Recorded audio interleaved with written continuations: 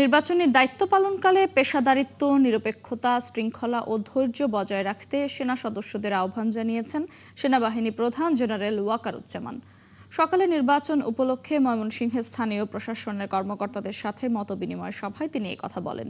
তিনি সেনা সদস্যদের বলেন, নির্বাচনী দায়িত্ব পালনকালে সাধারণ মানুষের আস্থা অর্জনে প্রতিটি সদস্যকে নাগরিক বান্ধব আচরণ করতে হবে। তিনি এইড টু দি সিভিল পাওয়ারের আওতায় সেনা সদস্যদের বিভিন্ন কার্যক্রম পরিদর্শন করেন ও প্রয়োজনীয় দিক নির্দেশনা দেন। পরে তিনি ত্রিশালে অলিম্পিক ভিলেজের ভিত্তিপ্রস্তর স্থাপন করেন ও অলিম্পিক অ্যাসোসিয়েশনের একটি বোর্ড সভায় যোগ দেন সেনাবাহিনীর প্রধান জেনারেল ওয়াকারুজ্জামান।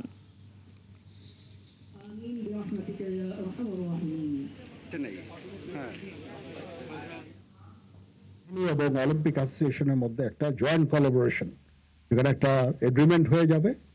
অফকোর্স ন্যাশনাল লেভেলের এন্ড ইন্টারন্যাশনাল লেভেলের যত ইভেন্ট গুলো আছে সেগুলো প্রায়োরিটি পাবে, আর অন্য সময়ে সেনাবাহিনী, নৌবাহিনী, বিমান বাহিনী অথবা দেশীয় কোনো ক্রীড়াবিদ কোনো ডিসিপ্লিন এখানে প্র্যাকটিস করতে চাইলে থেকে সেটাও করতে পারবে।